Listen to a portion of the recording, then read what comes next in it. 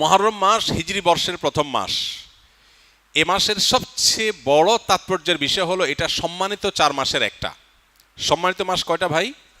4টা। কি কি? জিলকদ, জিলহজ, মুহররম, এই 3টা হলো ধারাবাহিক। জিলকদ, জিলহজ এবং মুহররম বছরের 11তম, 12তম আর প্রথম, এই 3টা মাস। আর চতুর্থ মাসটা হলো রজব ও মুদার, আল্লাযী বাইনা জুমাদা ও শাবান, জুমাদাস সানি এবং শাবানের মধ্যবর্তী রজব মাস। এই 4টা মাসকে আল্লাহ তাআলা কোরআনে কারিমে সম্মানিত 4 মাস বলেছেন। সম্মানিত 4 মাস উপলক্ষে সাধারণ ভালো কাজগুলো, রুটিন যে ভালো কাজগুলো আছে সেগুলো নিয়মিত করা, এক্সট্রা কোনো ভালো কাজের নির্দেশনা নাই। আর গুনাহ থেকে বেশিরভাগ বেঁচে থাকতে হবে, কারণ আল্লাহ বলেছেন যালিকা দ্বীনুল কাইয়্যিম ফালা তাজলিমু ফিহিন্না আনফুসাকুম। সম্মানিত মাসগুলোতে তোমরা নিজেদের প্রতি অবিচার করবা না, অর্থাৎ পাপাচার করবা না। অন্য সময় তো পাপাচার করা যাবেই না, এই মাসে বিশেষভাবে পাপাচার থেকে বেঁচে থাকার চেষ্টা করতে হবে। এখন এই যে জিলহজ যাচ্ছে, মুহররম আসছে, দুইটাই কিন্তু সম্মানিত মাস। এই সম্মানিত মাস উপলক্ষে আমার রুটিনে কোনো পরিবর্তন হয়েছে কিনা?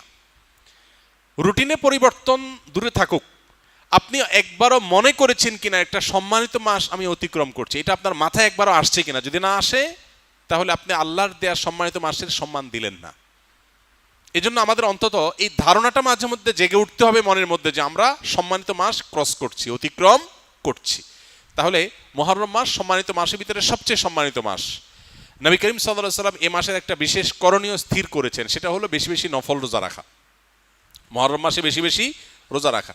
তিনি বলেছেন আফদালুস সিয়ামি বা'দা রমাদান শাহরুল্লাহিল মুহররম। সহিহ মুসলিমের হাদিস যে রমজানের পর আল্লাহর কাছে সবচেয়ে উত্তম রোজা হলো আল্লাহর মাস মুহররম মাসের রোজা। এই জন্য এই মাসে বেশি বেশি আমরা নফল রোজা রাখবো ইনশাআল্লাহ।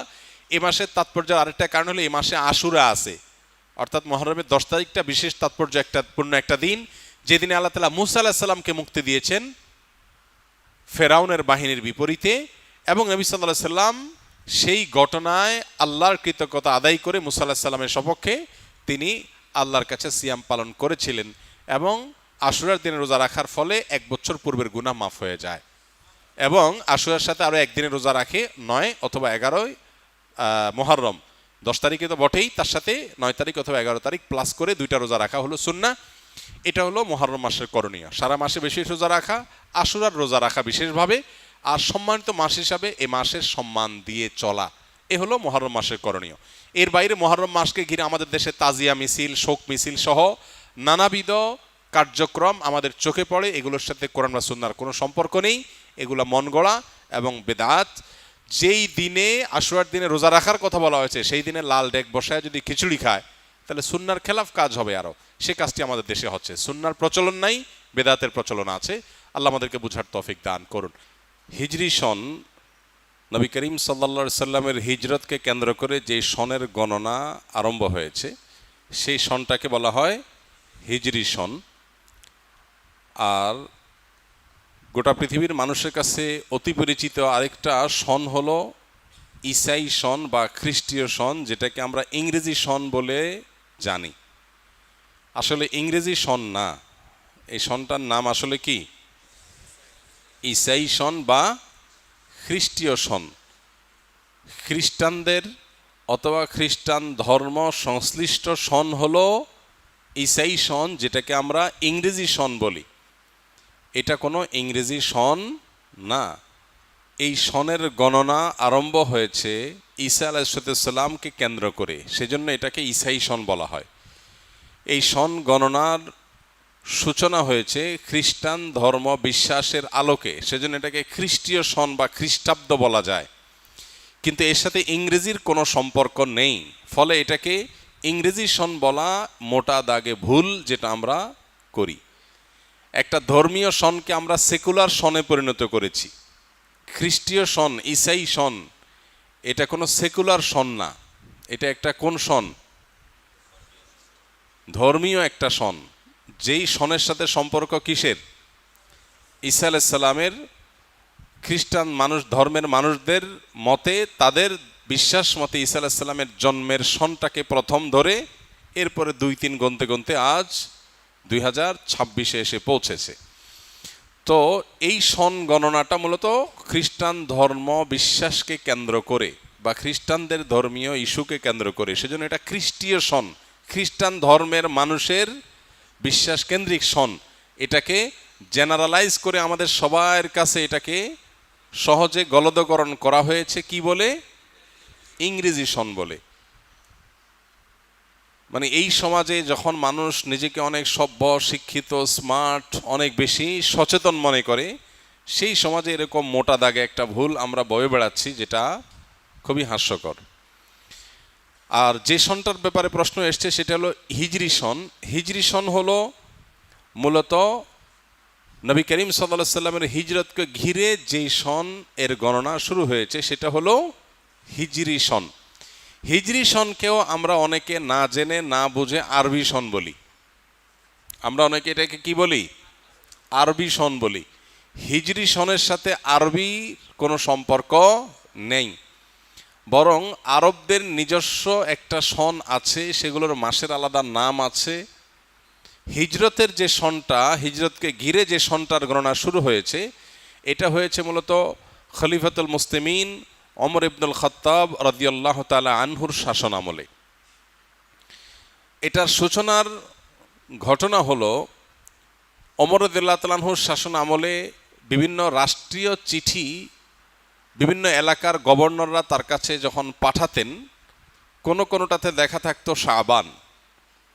তো একবার একটা চিঠিতে এরকম মাসের নাম লেখা আছে, মাসের নাম লেখা আছে শাবান।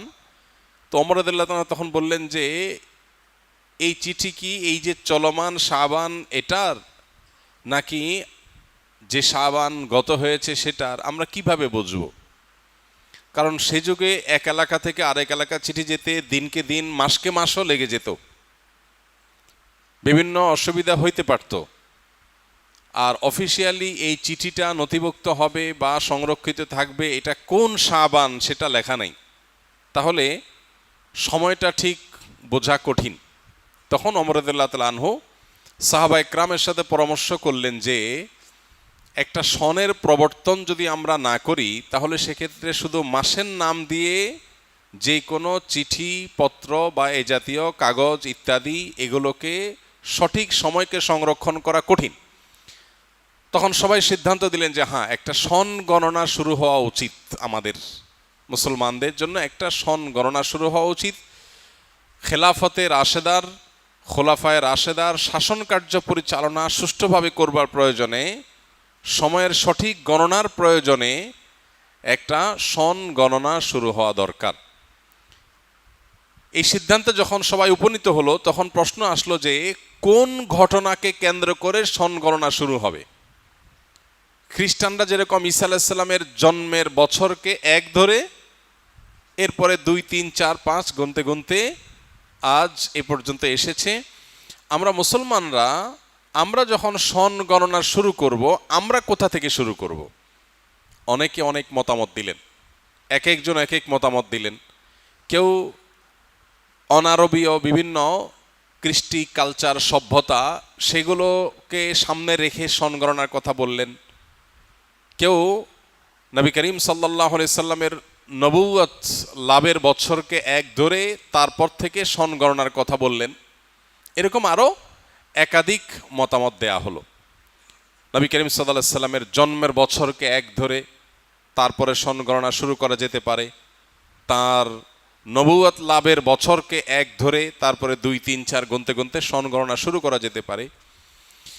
অনেকগুলো মতামতের মধ্যে খলিফাতুল মুসলিমিন ওমর ইবনুল খাত্তাব রাদিয়াল্লাহু তাআলা আনহু তিনি নবী সাল্লাল্লাহু আলাইহি সাল্লামের হিজরতের বছরকে, মক্কা থেকে হিজরত করে মদিনায় আসার বছরকে এক ধরে সন গণনার এই মতটাকে তিনি পছন্দ করলেন এবং এটার উপরে সাহাবায়ে কেরাম সিদ্ধান্ত নিলেন যে হ্যাঁ, আমরা হিজরতের সন থেকে সন গণনা শুরু করব।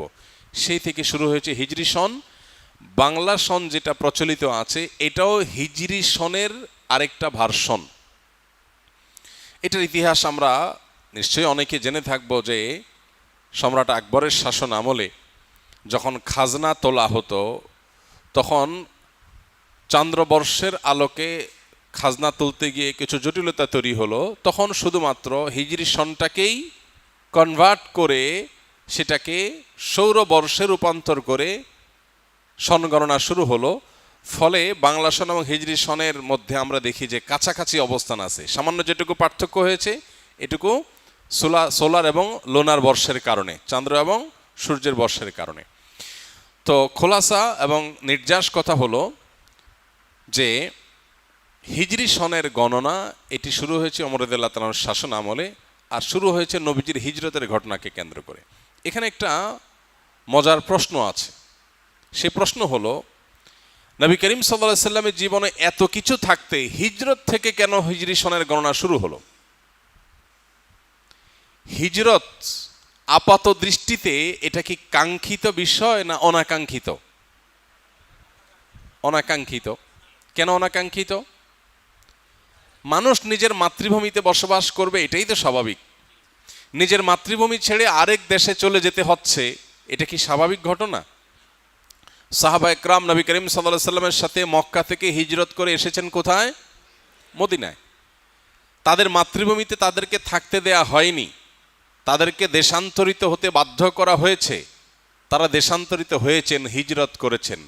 এটা কি প্রত্যাশিত ছিল? তাহলে একটা দুঃখজনক ঘটনাকে কেন্দ্র করে হিজরি সনের গণনা কেন শুরু হলো? মানুষ কি দুঃখের ঘটনাকে স্মরণীয় করে রাখতে চায় না সুখের ঘটনাকে? কি বলেন? আনন্দের ঘটনাকে স্মরণ করিয়ে রাখতে চায় নাকি বেদনার ঘটনাকে? বেদনাকে স্মরণ করে রাখতে চায় মানুষ। বেদনা মানুষ ভুলতে চায়, দুঃখের ঘটনা মানুষ ভুলতে চায়, মানুষ স্মরণ করতে চায় না। স্মরণ করতে চায় কোনটা? আনন্দের ঘটনা। এই জন্য জন্ম দিবস উদযাপন হয়, অবশ্য আজকাল মৃত্যু দিবস উদযাপন হয়,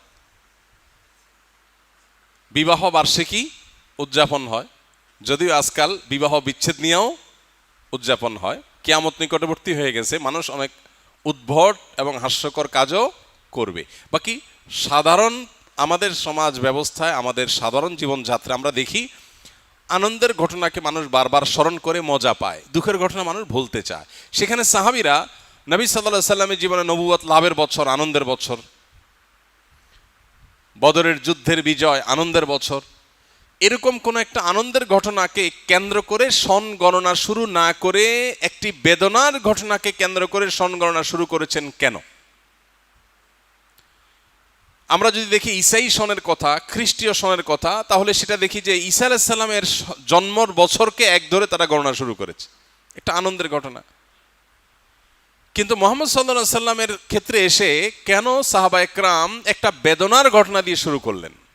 উত্তর হলো, হিজরত আপাত দৃষ্টিতে বেদনা হলেও হিজরত হলো কিয়ামত পর্যন্ত আগত মুসলমানদের জন্য সবচেয়ে বড় প্রেরণার নাম। কিভাবে প্রেরণা? কারণ হিজরত আমাদেরকে স্মরণ করিয়ে দেয়, কঠিন সময়ে যদি তোমাকে তোমার মাতৃভূমি ত্যাগ করে চলে যেতেও হয়, তোমার প্রতি জুলুম করে তোমাকে যদি দেশান্তর করেও দেওয়া হয়, আল্লাহর সন্তুষ্টি চিত্তে যদি তুমি সেই কাজটাকে বরণ করো, মেনে নাও, আর তুমি যদি সত্যের উপরে অটল অবিচল থাকো, তাহলে অচিরেই তুমি আবার সেই ভূমিতে ফিরে আসবে। হিজরত সেই শিক্ষা, সেই প্রেরণা, সেই স্মরণ আমাদেরকে করায়। সেই জন্য সাহাবা একরাম হিজরতকে স্মরণীয় করে রাখবার চেষ্টা করেছেন। আপাতদৃষ্টিতে দেখা যায় হিজরতের মাধ্যমে সাহাবা একরাম এক এলাকা থেকে আরেক এলাকায় রিফিউজিদের মতো আশ্রয় নিতে হয়েছে, কিন্তু আমরা দেখেছি হিজরতের পরের ইতিহাসটা বিজয়ের ইতিহাস। ইন্নামা আল উসরে ইউসরা। কঠিন সময় যখন যায় আমরা বিচলিত হয়ে যাই, কিন্তু কঠিন সময়ের পরেই যে সুসময় আসে এটা হিজরত আমাদেরকে বলে দিয়েছে। হিজরতের পরে দ্বিতীয় হিজরি সনেই আমরা দেখেছি বদরের মতো ঐতিহাসিক বিজয় আল্লাহ তাআলা দিয়েছেন। মাত্র 6 থেকে 7 বছর যেতে না যেতেই আল্লাহ মক্কা বিজয়ের মতো ঘটনা দিয়েছেন। মাত্র 10 বছরের মধ্যে পৃথিবীর পট পরিবর্তন করে দিয়েছেন। যেটা মক্কায় থেকে 13 বছরে হয় নাই, সেটা মদিনায় 10 বছরে তার চাইতে বহুগুণ অগ্রসর হয়েছে। এমনকি আল্লাহ আয়াতও নাজিল করেছেন, ইযা জাআ নাসরুল্লাহি ওয়াল ফাতহ। আল্লাহর সাহায্য এবং বিজয় যখন আসবে, দেখবে মানুষ দলে দলে ইসলামে আল্লাহর দ্বীনে দাখিল হচ্ছে। তাহলে হিজরতের পরেই এটি ঘটেছিল। এজন্য কোনো বেদনা বিধুর অধ্যায় বাহ্যিক দৃষ্টিকোণ থেকে কোনো পরীক্ষা, এটা ইমানদার কখনো এটাতে ভেঙে পড়া উচিত নয়। হিজরত আমাদেরকে সেই শিক্ষা দেয়। কঠিন সময়ের পরে সুসময় আসে, প্রয়োজন শুধু সবরের, প্রয়োজন শুধু ধৈর্যের, প্রয়োজন শুধু অপেক্ষার, প্রয়োজন শুধুমাত্র সঠিক ট্র্যাকে নিজেকে টিকিয়ে রাখার। কিয়ামত পর্যন্ত আগত ইমানদারদের জন্য হিজরতের চেতনা, হিজরতের শিক্ষা, এটা দৈনন্দিন জীবনে, দিনী জীবনে, সামগ্রিক জীবনে বারবার মানুষের জীবনে প্রয়োজন। এই জন্যই সাহাবা একরাম হিজরতের এই ঘটনাকে স্মরণীয় করে রাখবার জন্য হিজরি সনের গণনা শুরু করেছেন হিজরতের ঘটনা থেকে। আল্লাহ আমাদেরকে এই সন থেকে যে অনুপ্রেরণা, হিজরতের ঘটনা থেকে যে প্রেরণা আমাদের গ্রহণ করা দরকার, সেটা গ্রহণ করার তৌফিক দান করুন। হিজরি সনের হিসাব সংরক্ষণ করা ফরজে কিফায়া। হিজরি সন কখন আসে কখন যায়, কোন মাস কখন শুরু হয় কখন শেষ হয়, এই সন গণনা করাটা ফরজে কিফায়া। কারণ ইমাম ফখরুদ্দিন রাজি রাহিমাহুল্লাহর একটা উক্তি আছে, এই উক্তি সমস্ত ফোকায়ে একরামেরই। সেটি হলো যে ইসলামের সমস্ত ইবাদাত, আল্লাহর সমস্ত আদেশ নিষেধ, এটা হিজরি সনকে ঘিরে হবে। জাকাতের হিসাব যে বছরকে কেন্দ্র করে হবে সেটা হলো চান্দ্রবর্ষ, হিজরি বর্ষ। সৌরবর্ষকে হিসাব করে জাকাতের হিসাব ক্যালকুলেশন করা যাবে না। ঠিক একইভাবে আমরা সিয়াম, রমাদান, ঈদ, ঈদুল ফিতর, ঈদুল আজহা, তারপরে জিলহজের প্রথম দশক, মুহররম, আশুরা, এসব আমলগুলোর উদযাপন, এই আমলগুলো আমরা বাস্তবায়ন করব যেই সনকে ফলো করে, সেটা হলো চান্দ্রবর্ষ, হিজরি বর্ষ, সৌরবর্ষ না। যেহেতু আমাদের ইবাদত এই বর্ষকে ঘিরে, এই সনকে ঘিরে সম্পন্ন করতে হবে, সেজন্য এই সনের হিসাব রক্ষা করাটা ফরজে। কোনো মুসলমান সমাজে কেউ যদি এটার হিসাব সংরক্ষণ না করে সবাই গুনাহগার হবে। তো এই জন্য শুধুমাত্র জাতীয় চাঁদ দেখা কমিটির উপরে ন্যস্ত না করে আমাদের কর্তব্য দিনী প্রতিষ্ঠানগুলো থেকে মুসলমান হিসাবে আমরা অন্তত হিজরি সনের হিসাবটা রাখবো ইনশাআল্লাহ। এখন কোন মাস চলছে যেন? জিলহজ। আজকে কয় তারিখ কেউ কি জানি? ইনফ্যাক্ট আমি নিজেও জানি না। আজকে কয় তারিখ ভাই? 25। হ্যাঁ, শেষের দিকে আমরা আছি এটুকু জানি, কিন্তু এক্সাক্ট তারিখটা আমরা জানি না।